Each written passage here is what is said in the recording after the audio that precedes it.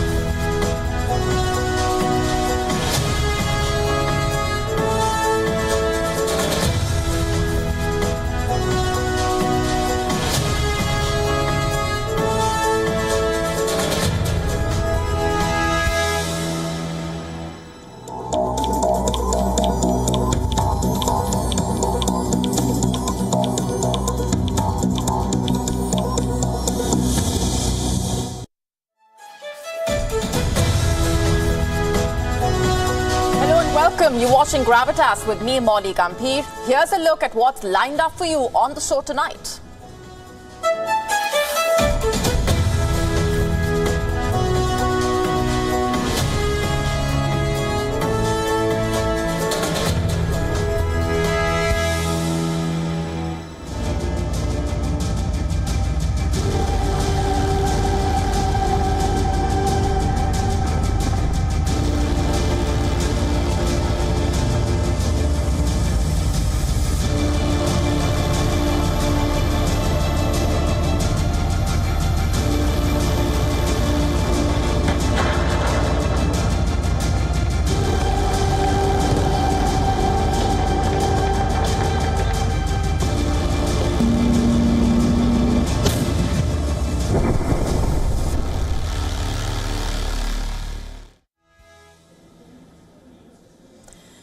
Our cover story tonight is about the Russia-Ukraine war.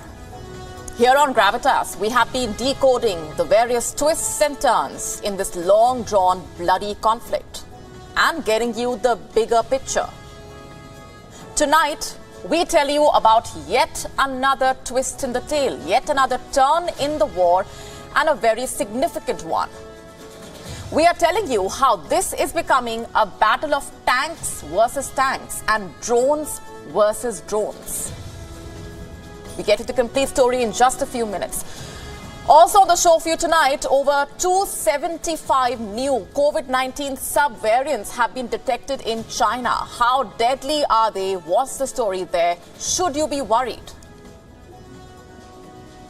A biohazard risk in Sudan dominating global headlines as countries evacuate their citizens in a race against time amid the escalating crisis. Is Japan changing? We tell you how Gen Z is taking over positions of power and what this means. Also, the story of China's Mars rover, which is now lying lifeless. We tell you more.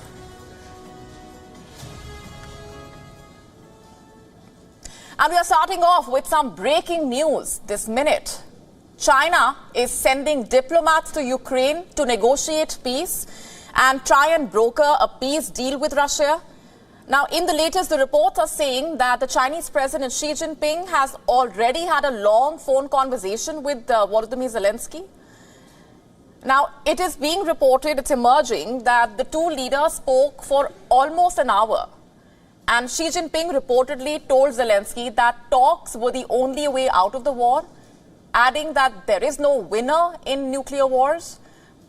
And following which, the Ukrainian president has said that the conversation will help boost the country's ties with China.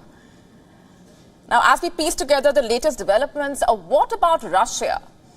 While it wasn't a party to this phone conversation, the Russian leader did have an in-person meeting, remember, with Xi Jinping recently. So what does Moscow have to say now that Xi Jinping has dialed Zelensky? Russia is saying that it has noted China's willingness to mediate, but that Ukraine's Western friends will not allow it to sign off on any peace deal. This is what Russia is saying. And let me just remind you that this is a breaking news story. We are learning at this point, in the latest that's coming in, that China will be sending its diplomats to Ukraine. But the way things stand as of now on the ground, neither has the fighting stopped, nor have the preparations for a second major flare-up. Now, in case the Chinese diplomats fail to deliver the task that's been assigned to them, the next page of the Ukraine war will be tank versus tank and drone versus drone. You see, the two sides are rolling out the best war weapons from their kitty with the hope of winning this war. But who really is winning is the immediate question that arises. And we'll get to that in just a bit. First, we look at Russia's new war engine in Ukraine. The T-14 Armata battle tank. Now, it looks like most other tanks, but let me tell you here what's special about it. This tank reportedly has the capability of shooting down Ukraine's anti-tank rockets. It has sophisticated sensors, data networking, and not just that, there are drones on board this tank. And it's highly automated, by the way.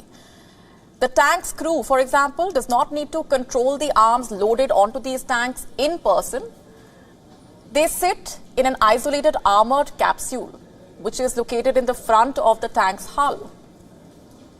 On highways, this tank can go at 80 kilometers per hour. It was first unveiled in 2015, and Russia's plan was to produce 2,300 of these tanks by 2020. That deadline was later stretched to 2025. So how many of these tanks does Russia have now? It's hard to say how many of them have been deployed in Ukraine. Again, that's something that Russia has not put a number to. But here's what we can tell you.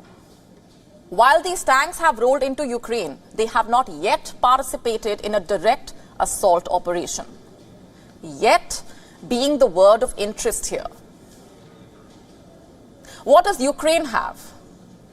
The German-made Leopard 2 and American Abrams. And here's how they compare to the Russian T-14 Armata. The Russian tank needs 3 crew. Both Leopard and Abrams need 4. Leopard 2 has a maximum range of 500 kilometers. M1 Abrams, 1,005 kilometers. Russia's T-14 Armata has a maximum range of 500 kilometers. And what about the armament? You see, Leopard 2 is fitted with Rheinmetall 120mm L55 smoothbore gun, coaxial 7.62mm machine gun, 7.22mm anti-aircraft machine gun.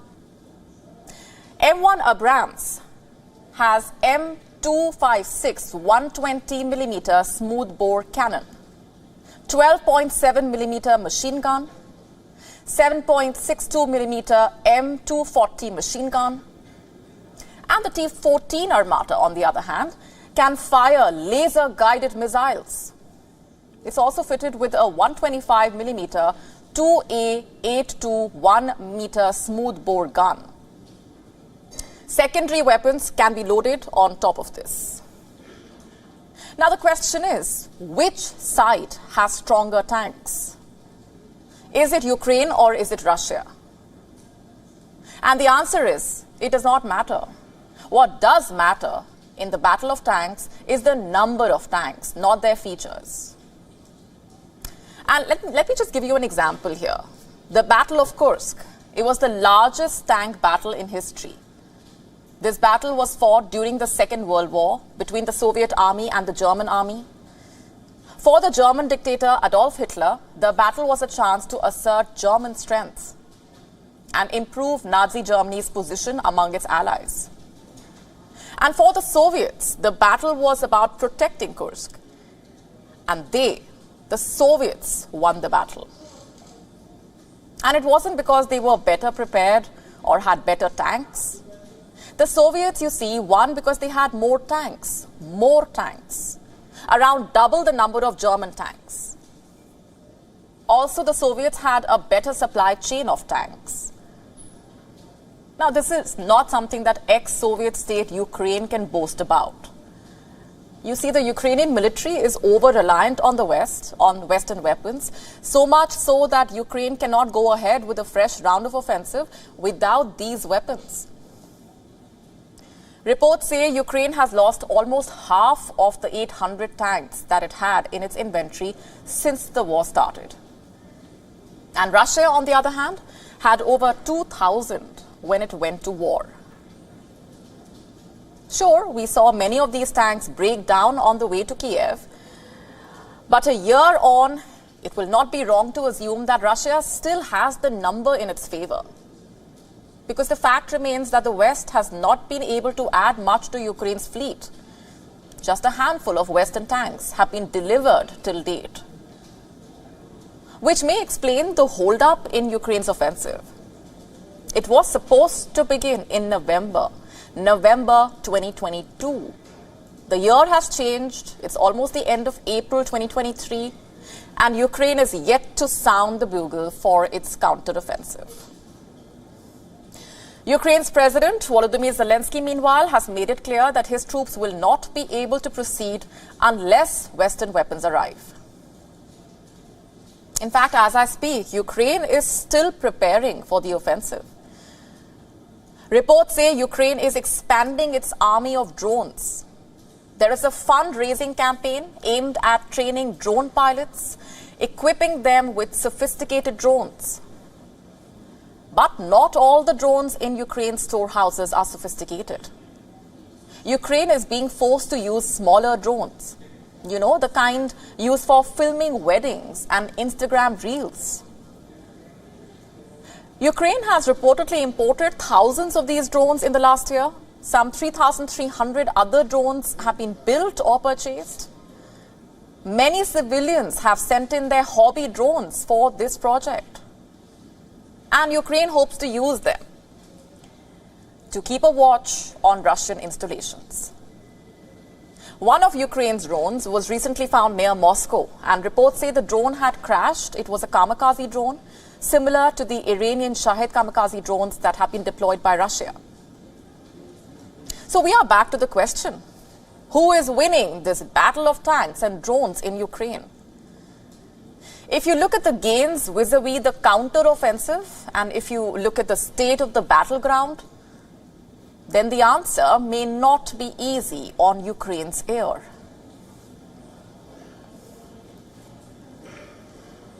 And from a battle of tanks, we turn to a battle of narratives. This one is underway in Pakistan as I speak. And waging it are two men who were once at the helm in Pakistan. The country's former Prime Minister, Imran Khan, and the former Army Chief, Lieutenant General Qamar Javed Bajwa. They are both out of power, but cannot seem to get each other out of their minds, it seems. And here's why I say this. Imran Khan has leveled a serious allegation against Bajwa. What did he say? He said he recently dissolved 2 provincial assemblies because General Bajwa had asked him to do so. First things first, which assemblies am I talking about? The provincial assemblies of Punjab and Khyber Pakhtunkhwa, they were both dissolved in the month of January in a bid to push for early national elections. And until now, it was assumed that this was Imran Khan's idea only. But you see, now the PTI leader himself is saying that he did this on Bajwa's advice. And when exactly did he get this so-called piece of advice? During a meeting with Bajwa back in January, which was also attended by the President, Arif Alvi, it was at this meeting that he was asked to dissolve the assemblies in the 2 provinces if he wanted the country to go to polls. And is there any merit to what Imran Khan is saying? Did Bajwa really give him such advice? And if yes, why did he listen to him? Aren't the 2 enemies? Are we really to believe that, quote-unquote, a clever clog like Imran Khan fell for Bajwa's promises? From where we see it, this seems to be yet another case of self-victimization, something that Imran Khan seems to have mastered. Remember what he said when he was removed from power, when he was removed from office? He had blamed Bajwa for dislodging his government, accused him of playing a double game, of saying one thing and doing another. Take this statement from December 2022, for example. I am quoting, "Whenever I asked General Bajwa about the change of government, he would say it was not possible. He said, we want continuity. I sent the finance minister who briefed them, the establishment, for 2 hours about the perils of the fall of his government. He was also assured that don't worry because we want continuity. General Bajwa was playing a double game, and I discovered later that even PTI's members were being given different messages." So he knew Bajwa was playing a double game. Why then did he need his advice a second time? Did he really expect him to be truthful with him? My point here is very simple. If Imran Khan did go by Bajwa's ideas, his advice, he seems to have been taken for a fool. That said, the timing of his statement is very interesting. It comes right after another former Prime Minister, remember, warned of a military rule in Pakistan. I'm talking about Shahid Khaqan Abbasi, of course. We told you 2 days back he had warned that the current crisis in the country is enough to lead to a military takeover. Let me just quote his exact statement. "Pakistan has had many long periods of martial law in very similar situations. In fact, I would say Pakistan has never witnessed a more severe economic and political situation before. In much less severe circumstances, the military has taken over. When the political and constitutional system fails, extra constitutional measures take place." And for the record, by the way, Shahid Khaqan Abbasi is no friend of Imran Khan. He is a member of the PMLN, that is Shehbaz Sharif's party. So him saying this is a very big deal. In fact, why just him? Even Pakistan's foreign minister has been making similar statements.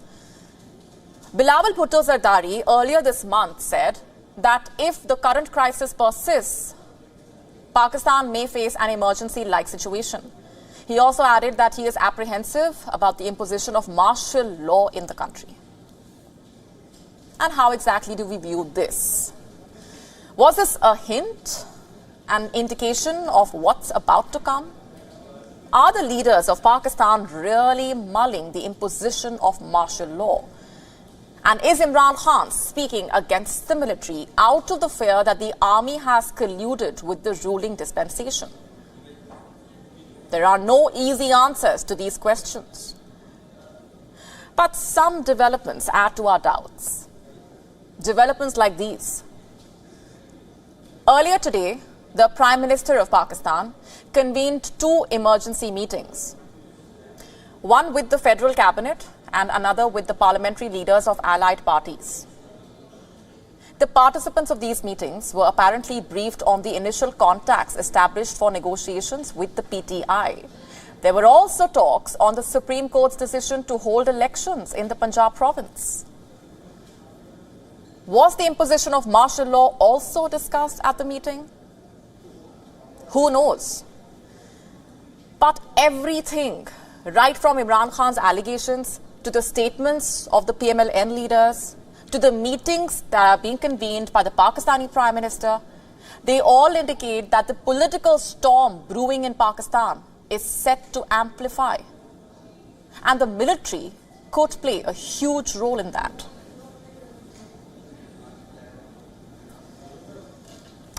Let's now shift our focus to China. 3 years and counting of the misery inflicted upon us by the Wuhan virus. The storm is yet to pass. In fact, it might only be turning stronger and more violent. What am I talking about? Over 270 new COVID-19 subvariants have been detected in China. Over 270 of them. This massive number has been discovered in just a week. Could the new subvariants cause a new pandemic? The Wuhan virus continues to make headlines, and what is especially causing concern and sending alarm bells ringing is that China is showing signs of reinfections. When a person is infected, the immune system responds to protect the body. The response includes production of antibodies. But when a virus evolves, it can increase the risk of a reinfection. So are the reinfections a result of the new subvariants? Experts believe that could be true. Virologists say that reinfections occur in nearly 6 months, but a mutated virus is capable of evading the immune system. And this could even lead to a second wave of infections. And what precautions has China been taking? Well, the Chinese National Health Commission is saying that it will implement prevention and control restrictions. China plans to track the epidemic trends and the new variants. But you see, in recent history, China's actions speak on the contrary. Where Beijing decided to remove the mandatory PCR tests for travelers, reports said that this was China's next step towards reopening the country. Is this how China wants to contain the spread of the new subvariants? Meanwhile, we have been getting you the latest on the COVID-19 situation in India. The country has seen a surge of over 9,000 cases in the last 24 hours.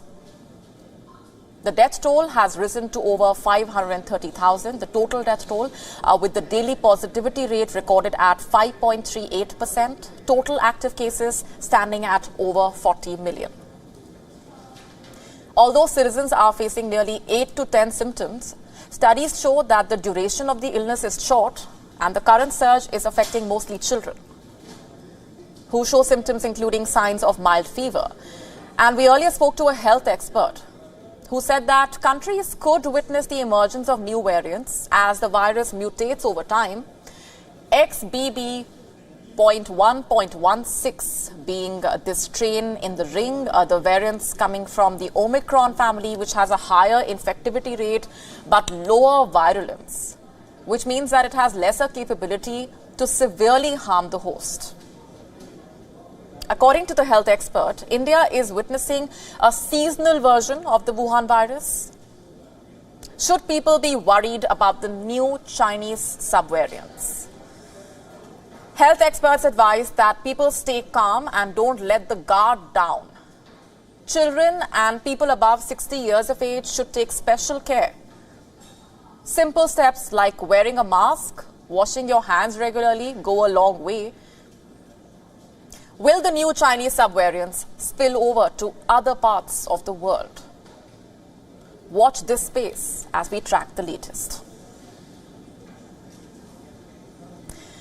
And our next story is from Sudan, a country in the grip of turmoil. For the last 2 weeks, we have been telling you how two warring sides have been fighting it out in the Sudanese capital in a bid to claim control of the country's governance. They agreed to a temporary ceasefire, but that too has been looking shaky. And as if that wasn't enough, the country now faces a huge biological risk. Have a look at the headline that is on your screen, that will be on your screen. Sudan's National Public Health Laboratory has been seized. The WHO saying that this could lead to a biological disaster. And why is that? Because this seized lab is, in a sense, quote-unquote, a germ bomb. A bomb that's waiting to explode. And this lab contains samples of diseases and other biological material. This includes samples of cholera, polio, measles. All technicians have been kicked out of the lab. The fighters have converted the lab into a military base. The facility is also experiencing frequent power cuts, and this may further hinder the ability to manage the biological material. Simply put, there is a huge biological risk associated with the occupation of this laboratory. Let's just listen in to a statement by the World Health Organization's representative in Sudan on the situation. The main referral central public health lab, and there is high risk of biological hazards because in that lab we have polio isolate, we have measles isolates, as well as cholera isolates. So with the electricity shut down and with no technician taking care of all these, the risk of biological hazard is high in Khartoum because of the occupations of the lab by one of the fighting parties. It is not really necessary to say which party. Next question, who has occupied this lab? Is it the Sudanese armed forces or the rapid support forces? No one knows. And the WHO has not named any side in particular. However, medical officials in Sudan say that it has been taken over by the RSF. Due to the ongoing conflict and the inability to access details from on the ground, these claims could not be verified. What we can tell you for sure, though, is that an exodus is underway in Sudan.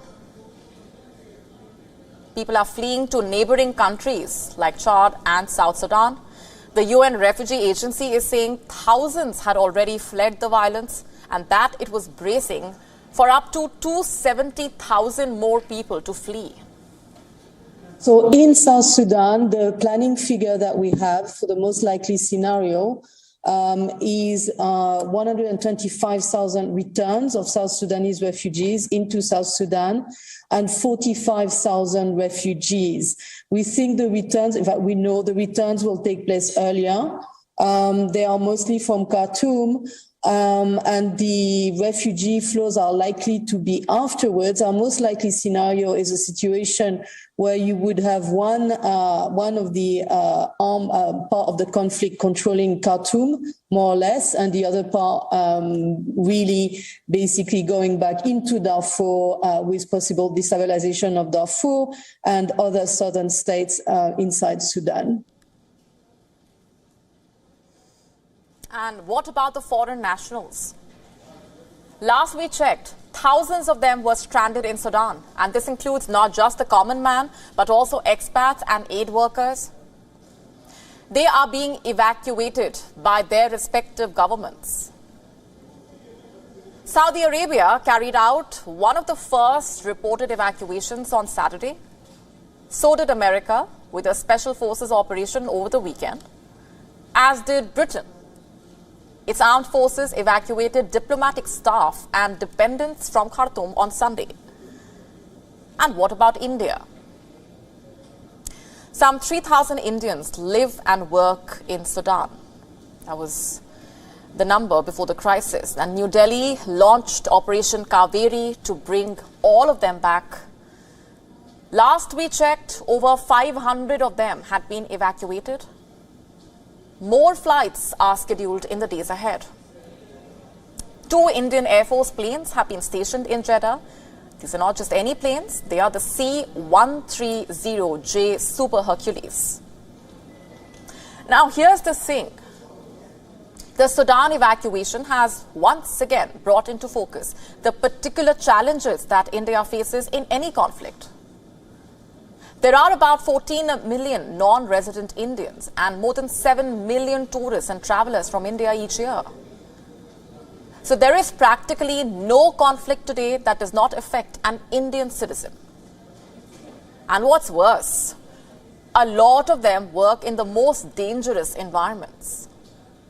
Examples being students in Ukraine, nurses in Iraq or Yemen, or laborers in Libya, Syria, and Lebanon.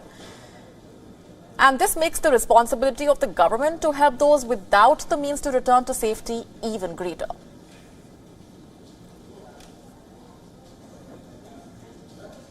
Our next story is from Japan. Is the country finally changing? You see, Japan is a citadel of conservatives. Its government is mostly run by conservative older men. I'm not exaggerating. Most members of the Japanese parliament are aged 50 to 70. About 75% of them are males. But that may not be for long. Young people are stepping into office, and how? Japan's newest politicians are young, they are diverse, and they are asking the boomers and the millennials to move over. Meet Ryosuke Takashima. He is 26 years old. Only last year, he graduated from Harvard University, where he earned his degree in environmental engineering. And now he has made national history. He has become Japan's youngest ever mayor. Takashima secured more than 46% votes in the city of Ashiya. He defeated 3 rivals, including the incumbent mayor. And then there is a 26-year-old YouTuber named Shin. He also runs a Pokemon card store, but is best known for his YouTube videos. Shin is a single father. He has a 3-year-old son. He campaigned for the Hiratsuka City Council under the official name Shin the Hiratsuka YouTuber. And guess what? He won. And that's not all. Next we have Ayaka Nasuno. She is 25 years old. She was bullied as a child. She wanted to create her own community. And earlier this month, Nasuno bagged the highest number of votes for the Kawasaki City Council. And then there is 34-year-old Arfia Eri. Her parents are Uyghur and Uzbek. She studied at Georgetown University in the US, even worked for the United Nations. And now Eri has been elected to Japan's lower house. She is the first woman of Uyghur descent to be elected to not only Japanese but any parliament in the world. You see, in a country like Japan that remains largely closed off to the world, that has extremely low levels of immigration, Eri is one of the few parliament members with non-Japanese ancestry. You see, Japan has an aging population. It has the world's second highest proportion of people aged 65 and over. Its politics is also dominated by old and incumbent men. In fact, data from Japan's Ministry of Internal Affairs and Communications showing that the ratio of re-elected incumbents has reached an astonishing 91%. In such a scenario, the likes of Takashima getting elected is unprecedented. And as I just told you, Japan is one of the world's most anti-immigration societies. For the longest time, it has kept its borders closed for foreign workers. Japanese immigration policy is infamous for its restrictions. Japan has a total population of 125 million. As of 2020, there were only 1.72 million foreign workers in the country. And this merely accounted for 2.5% of its working population. And it is despite Japan's crippling labor shortages. But, as I said, Japan is changing its traditional ways. The country is trying to loosen its immigration policies. It is entering the global immigration war. Under a 2019 law specified special skilled workers in 12 different sectors were granted Japanese visas, and this included nursing care, agriculture, construction, automobile, aviation, sanitation, among others. But stays were limited to only 5 years, and that too without family members. But now Japan is trying to revise these very terms. It is going to expand the long-term work visas to multiple sectors. Workers would be allowed to renew their visas indefinitely and bring their family members with them. In February, Japan also announced that it will establish new and simplified immigration pathways. However, this is only for high-income earners and graduates of high-ranking foreign universities. Researchers, engineers, high-level managers would qualify for a visa, but they would need to have an annual income of at least $148,000 with a master's degree or more than 10 years of work experience. The government also saying it would be making it easier for the younger cohort to seek jobs in. I hope you realize that this is Japan we are talking about. A country that takes pride in its ethnic homogeneity, where immigration has long been considered taboo, which until last year was a pacifist country before it announced its defense overhaul, its biggest military build-up since the Second World War. And as China-Taiwan tensions escalated and Russia's invasion of Ukraine stoked warfares, Japan unveiled a $320 billion defense plan. It plans to buy missiles capable of striking China. It is preparing to sustain conflicts. You see, Japan is no more just defensive. It is no more opposed to immigration. And it is definitely no more governed by only old politicians. Japan is changing and it is ready to take on the new challenges. I have a question for you now. Have you tried ChatGPT, the AI chatbot which has taken the world by storm? Now Snapchat has introduced a similar chatbot that's been making headlines. The customizable AI chatbot has users hooked. It cracks jokes, answers trivia questions, it provides suggestions. But there is another side to this new bot. You cannot get rid of it, even if you want to. Unhappy users have complained that it does not have a delete option. Why have a chatbot which cannot be deleted? Is there more to this AI bot that we don't know? Our next report getting you the complete story. First, it was ChatGPT. The chatbot triggered the world's curiosity. What all can it do? How can it be used? What are the risks involved? And now there's a new player, Snapchat's My AI chatbot. My AI chatbot. Social media platforms like Instagram and Twitter have been flooded with appreciation posts for the chatbot. The unique quality of the bot is that it can be customized. Users are giving it special names and putting wallpapers on it.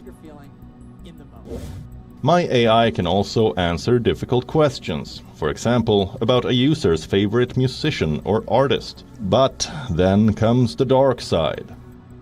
The My AI chatbot cannot be deleted. You heard that right. Unhappy Snapchat users have taken to Twitter. People are demanding removal of the chatbot. Some frustrated users are considering uninstalling the app altogether. Snapchat's Vice President of Product, Jack Brody, says that the chatbot is only there to help people. to let users express themselves live in the moment and have fun.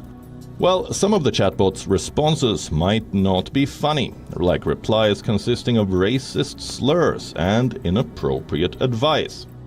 What was the question? The My AI chatbot responded to a prompt which asked it to make an acronym. The user prompted the bot to create a short form for nice, inspirational, grateful, great, eccentric, reliable specimens. The AI tech responded with an inappropriate answer. It spelled out the N-word. Things are getting more serious with the new chatbot. The tech is programmed to only know a user's city-level location. But the bot seems to know more. My AI has been spotted gaslighting users. The AI lies about not knowing a person's location, but can spot the user's movements when asked certain questions. Snapchat claims that it shares the distance between users with the AI. Meanwhile, experts have called chatbots the most equipped to spread misinformation. AI bots regularly respond with wrong facts. As far as Snapchat is concerned, majority of its users are children or young adults who are more vulnerable to believing what a chatbot says. In 2020, reports say nearly half of Snapchat users were between 15 to 25 years of age, although a person has to be over 13 to sign up. Snapchat admits that users might lie about their age. My AI has also been criticized for being age inappropriate. Reports say when the bot was asked for advice by a person claiming to be 12 years old, the bot happily gave advice about how to plan a surprise trip with a 30-year-old person. What does Snapchat have to say about this? The company says that it will be more careful and provide age-appropriate advice to users. But this latest entry in the world of AI has once again triggered a series of questions. Bureau Report, WION, World is One. It is 2023 and times have changed. Let me begin by asking you, do you think the world is becoming more inclusive? Do you think we live in a world of empathy? And why am I asking you that? Have a look at this doll. Do you notice anything? Meet this newly launched Barbie doll. It is wearing a puff-sleeved dress, yellow and blue in color, a pink pendant necklace. Toy manufacturer Mattel recently introduced this Barbie. It is a doll with Down syndrome. Now, before I go on, let me just tell you a bit about Down syndrome. It is a health condition where a person is born with an extra chromosome. Chromosomes are small packages of genes in the body. They essentially determine how a baby's body forms.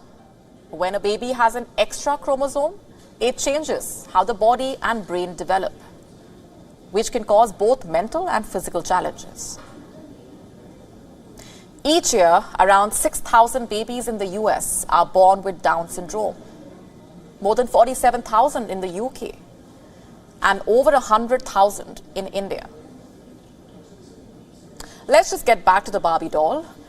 The blue and yellow color clothes that she is wearing are the colors associated with Down syndrome. The pink pendant around her neck has 3 upward chevrons, representing the 3 copies of the 21st chromosome, the genetic material that leads to Down syndrome. In fact, the matching pink ankle foot orthotics are to support children with Down syndrome who use orthotics.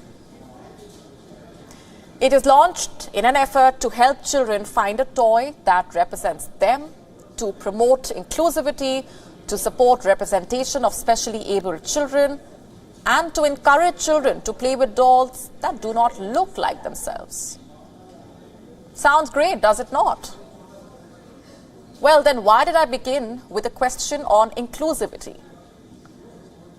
Because it was launched by the very company that received backlash over original Barbies in 1959. Way back then, the company launched Barbie with a slim waist, long legs, blonde hair, high heels. The Barbie that set unrealistic body image standards for women around the world, even children.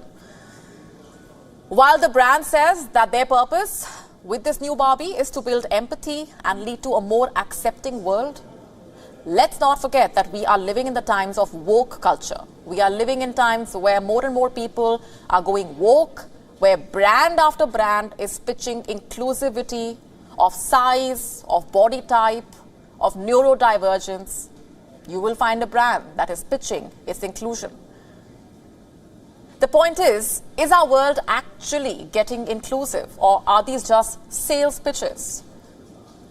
Let's say in this case, where the company has launched a product to support inclusion when it comes to Down syndrome, pitching the idea of incorporation of special needs, does this Barbie doll endorse the same, does this company behind the Barbie doll endorse the same at its workplace? How many employees on its payroll have a disability? If yes, how many of them are given inclusivity rights? How many feel seen and heard? There is no doubt that from a parent's point of view, having a specially abled child who can play with a doll she connects to is empowering in many ways, or for that matter, it is great that brands are not undermining representation. But you see, the fact that diversity plays a huge role in sales relationships cannot be ignored. To keep up with the ever-changing sales landscape, sales leaders need to embrace change in the sales pitches, and for that to happen, there has never been a better time. And with that, the question that then remains is, do brands stand by what they endorse? Or do they just endorse what sells in the market?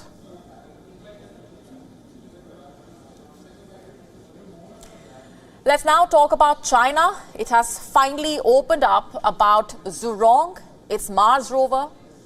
And why is this news important? Because one, China has been trying to dodge questions related to the rover for long. And two, it is a story of China doing what it does best, stressing on the made in China quality. But you see, in this case, its export to space has failed. Our next report telling you more. On the 15th of May 2021, China celebrated Zhurong's landing on Mars. On a large plane situated in the northern hemisphere called Utopia Planitia. This rover made a historical landing as Beijing's first rover to land on Mars to search for signs of ancient life. But over a year later, and after months of speculation, it rests in deep slumber on the surface of the red planet.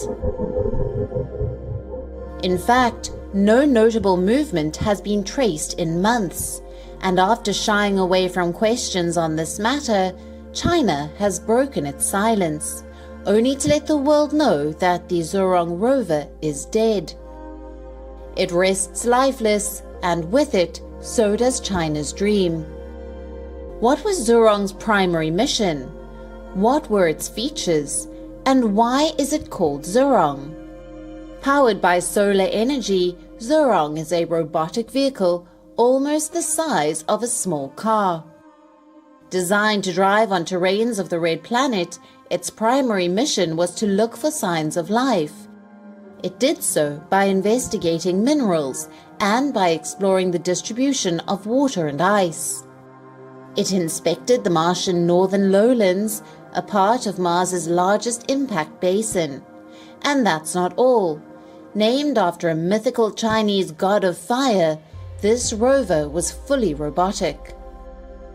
As per Chinese mythology, this god of fire lived in Kunlun Mountain, which is one of the longest mountain ranges in Asia, and taught humans to use fire.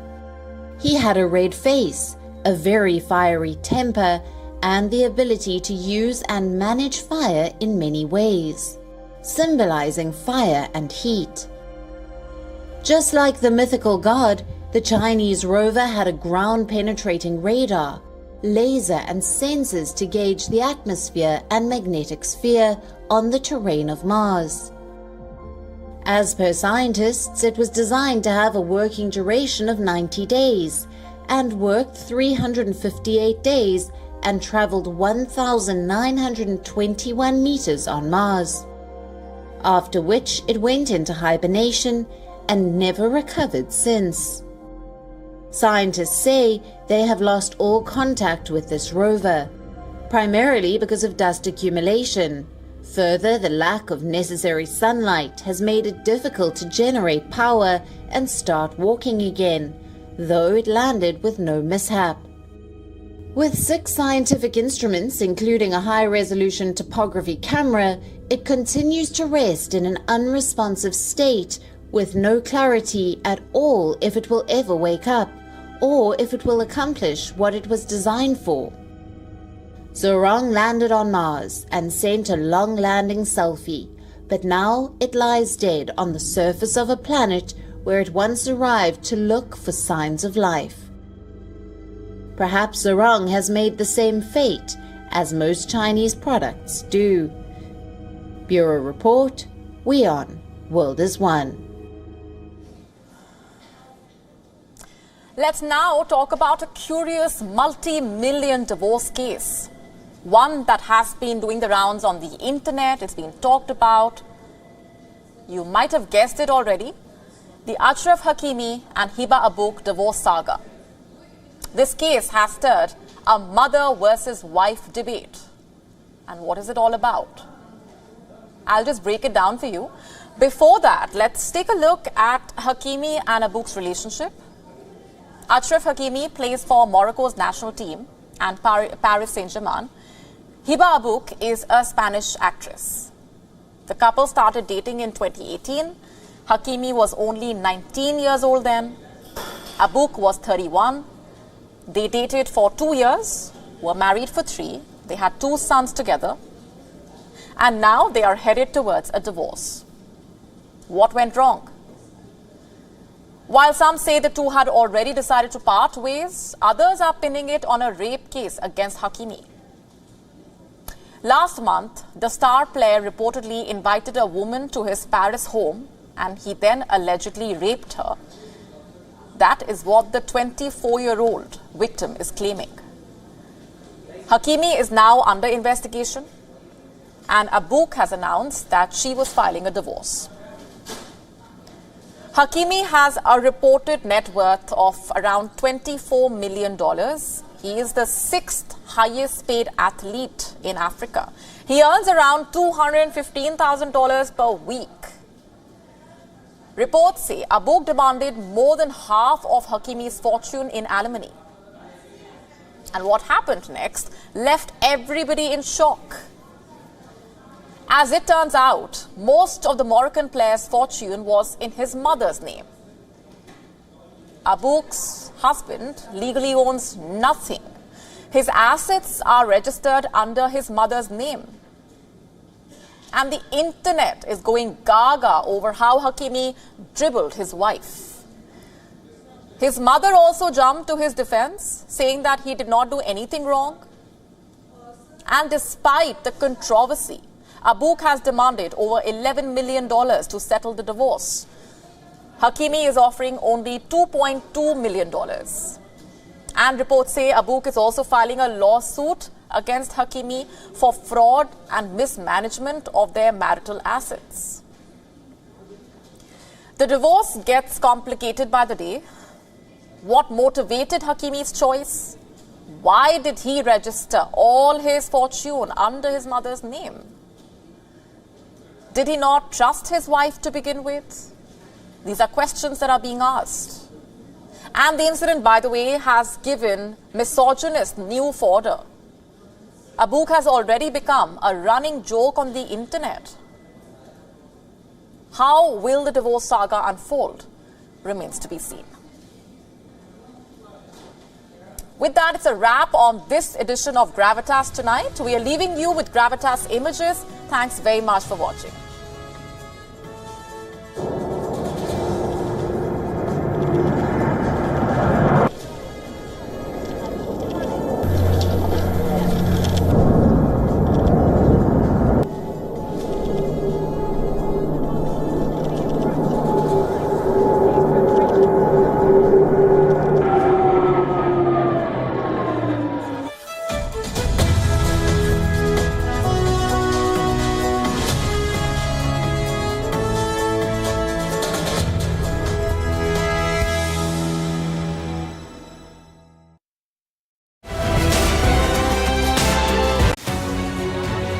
Gravitas tells you stories which others won't. And tonight we will tell you about this new strategic map that is being drawn. They say your enemy's enemy is your friend. Is that the foundation of the new defense bridge between India and America? This is what separates us from others who claim to be telling you global stories that matter.